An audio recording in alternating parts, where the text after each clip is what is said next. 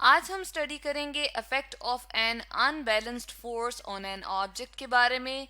यानी कि किसी भी जिस्म के ऊपर या किसी भी ऑब्जेक्ट के ऊपर जो गैर मतवाजन फोर्स या ताकत लग रही होती है, उसकी वजह से उसके ऊपर क्या असर आता है, ये हम देखेंगे। जैसे कि इस तस्वीर में हम देख रहे हैं, एक बैलेंस्ड सी सॉ हमें नज़र आ रहा है।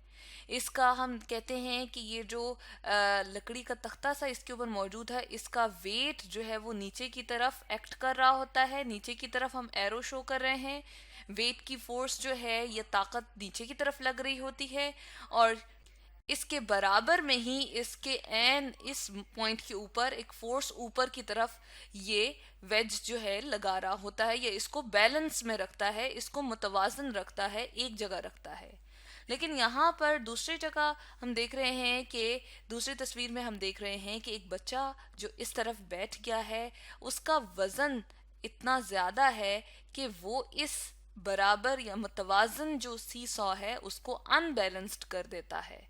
तो इस तरह से एक तरफ को इसके वजन की फोर्स ज्यादा लग रही है, वजन की ताकत ज्यादा मौजूद है, जबकि दूसरी तरफ कोई ऐसा बच्चा मौजूद नहीं है, जिसकी वजह से ये सी सॉ जो है वो अनबैलेंस्ड हो गया है, मूव कर गया है। तो इस तस्वीर में ही फर्स्ट इफेक्ट जो हम देख रहे हैं कि कोई भी चीज जो अपनी जगह से हिल नहीं रही थी, उसमें क्या आ गई है, अब मूवमेंट आ गई है। यानी कि वो अपनी जगह से हिल चुका है। जो सी सॉ मौजूद था उसके अंदर पहले ऐसे कोई मूवमेंट नहीं थी, लेकिन अब वो इस वाले पॉइंट से हम कहते हैं कि हिल के ये वाला पॉइंट या ये वाला लकड़ी के तख्ते का हिस्सा जो है वो नीचे की तरफ आ गया है, और ये वाला उस वाले पॉइंट पे तो नहीं है, ये थोड़ा सा ऊपर की तरफ जो है वो उठ गया है। तो इस तरह से इनका जो है वो हम कहते हैं कि अफेक्ट आ जाता है जब अनबैलेंस्ड फोर्स किसी भी ऑब्जेक्ट के ऊपर लगती है।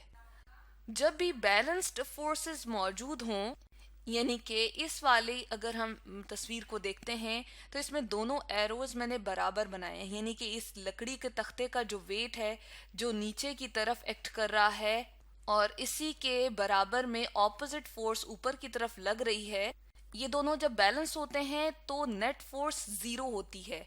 तो ये बॉडी नहीं हिलती, इसमें कोई एक्सेलरेशन नहीं आती।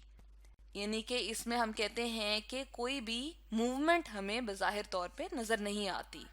ये लकड़ी का तख्ता जो है कोई मूवमेंट शो नहीं कर रहा, इसमें मूवमेंट का चेंज नहीं आता, तो इसलिए नो एक्सेलरेशन इसे कहते हैं।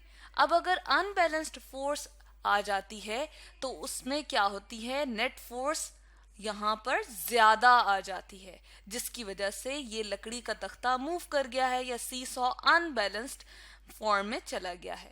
इसे कहा जाता है कि ये एक्सेलरेट कर गया है, ये इसने मूवमेंट शो की है। तो ये अफेक्ट हुआ किसका, अनबैलेंस्ड फोर्स का इस ऑब्जेक्ट के ऊपर। इसके साथ साथ अगर हम टग ऑफ वॉर में देखते हैं कि रस्सा खिंचाई में ये तीन मेंबर यहाँ पर खड़े हैं, 300 न्यूटन फोर्स लगा रहे हैं, और ये तीन मेंबर भी 300 न्यूटन फोर्स लगा रहे हैं। तो बराबर मिकदार में जो है वो ताकत दोनों तरफ से लग रही है। लेकिन जैसे ही एक तरफ के ये जो लोग हैं ज्यादा फोर्स लगाते हैं या ज्यादा ताकत लगाते हैं, तो इनकी तरफ रस्सा जो है वो ज्यादा खिंचा चला जाता है, जिसकी वजह से ये थोड़ा अनबैलेंस्ड हो गए हैं। तो अब यहाँ पर अनबैलेंस्ड फोर्स आ गई है, यानी कि बराबर मिकदार में ताकतें नहीं लग रही, बल्कि अनबैलेंस्ड फोर्स हो गई है। एक तरफ को लोग ज्यादा 400 न्यूटन, न्यूटन जो है वो फोर्स का यूनिट होता है। जैसे हम घर में आटा या चीनी लेकर आते हैं तो हम कहते हैं 10 किलोग्राम लाए हैं आटा, या 5 किलोग्राम लाए हैं। इसी तरह से फोर्स को मेजर करने का भी एक यूनिट होता है जिसे हम न्यूटन कहते हैं। तो अब इस तरफ ज्यादा फोर्स लग रही है और यहाँ पर ये कम फोर्स लगा रहे हैं, तो देख रहे हैं हम कि ये इस तरफ को रस्सा जो है वो ज्यादा खींचा चला आया है। और अगर ये अनबैलेंस्ड फोर्स और भी हम कहते हैं कि चेंज हो जाए, यानी कि ये 500 तक अगर पहुंच जाती है, 600 न्यूटन हो जाती है, तो करीब है ये तीनों लोग जो हैं वो गिर जाएं। इसके अलावा एक और इफेक्ट अगर हम अनबैलेंस्ड फोर्स का देखते हैं तो वो है पोजीशन चेंज। एक फुटबॉल जो कि ग्राउंड के ऊपर पड़ा हुआ है, इस तरह से मौजूद है, इसका वेट जो है वो नीचे वाला एरो शो कर रहा है और इसी के बराबर में ही इतना ही एरो ऊपर की तरफ दिखाया गया है जो कि ग्राउंड रिएक्शन फोर्स है, यानी कि इस ग्राउंड की रिएक्शन में फोर्स जो वेट के बराबर होती है लेकिन ऑपोजिट डायरेक्शन में होती है, ये दोनों बराबर हैं, इसी वजह से ये अपनी पोजीशन में मौजूद है। लेकिन थोड़ी देर बाद कोई भी प्लेयर आता है और इसके ऊपर जोर से हिट करता है अपने पाँव से, तो ये बॉल उड़ता हुआ नेट की तरफ चला जाता है और गोल हो जाता है।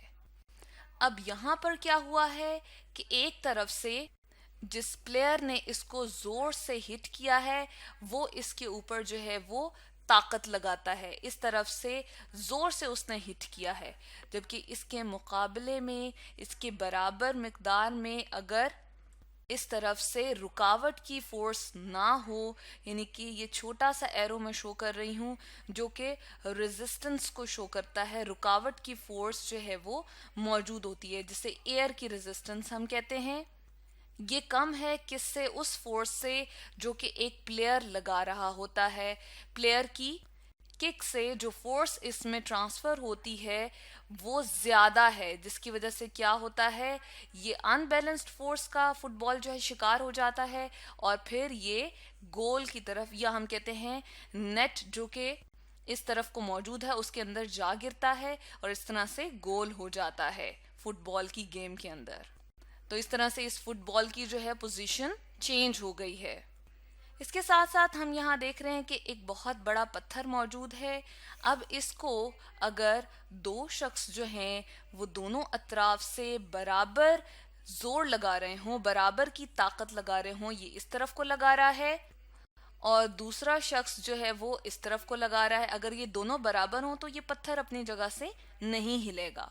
जबकि अगर ये दोनों शख्स किसी एक तरफ को चले जाते हैं और इस पे ये फोर्स लगा रहे हैं, ताकत लगा रहे हैं, अब इस तरफ से तो ज्यादा ताकत लग रही है जबकि यहाँ पर कोई भी बैलेंस करने की फोर्स, एक शख्स जो यहाँ पर मौजूद था वो अब नहीं है, वो बल्कि इसी तरफ आ गया है। तो इस अनबैलेंस्ड फोर्स की वजह से ये पत्थर अपनी जगह से सिरका जा सकता है या हिल जाता है या अपनी जगह को चेंज कर लेता है। तो इस तरह से ये भी इफेक्ट है किसका, अनबैलेंस्ड फोर्स का। लास्ट में देखेंगे हम स्पीड चेंज हो जाती है जब अनबैलेंस्ड फोर्स एक्ट कर रही होती है किसी भी बॉडी में, या तो स्पीड जो है वो इंक्रीज हो जाती है या फिर डिक्रीज हो जाती है। तो एक साइकिलिस्ट जो है वो जब किसी भी पहाड़ी इलाके में जा रहा होता है तो क्या होता है, when the cyclist starts down the other side, the unbalanced force of gravity, यानी कि ज़मीन की अपनी तरफ खींचने की जो ताकत होती है उसे ग्रेविटी कहते हैं, वो इस बाइसिकल की स्पीड को बढ़ा देता है। अब अनबैलेंस्ड फोर्स जो ग्रेविटी की है वो इस पे बहुत ज़्यादा लग रही है, तो ये जल्दी से क्या करेगा, नीचे की तरफ बआसानी जो है वो आ जाएगा। तो हम कहते हैं कि इसके ऊपर ग्रेविटी की ताकत ज़्यादा लग रही है जो कि अनबैलेंस्ड फोर्स है, तो इसको नीचे की तरफ आने में ये मदद देती है और इस तरह से इसकी स्पीड इस साइकिलिस्ट की इंक्रीज हो जाती है।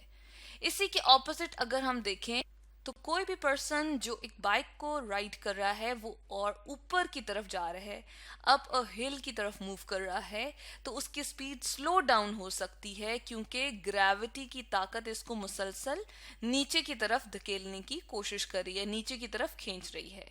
तो इस तरह से the forces are unbalanced and cyclist speed जो है वो स्लो डाउन हो जाएगी, या इस साइकिल सवार की जो स्पीड है वो कम हो जाएगी। तो ये भी क्या है, अफेक्ट है किसका, अनबैलेंस्ड फोर्स का। तो आज हमने स्टडी किया affect of N unbalanced force on an object के बारे में।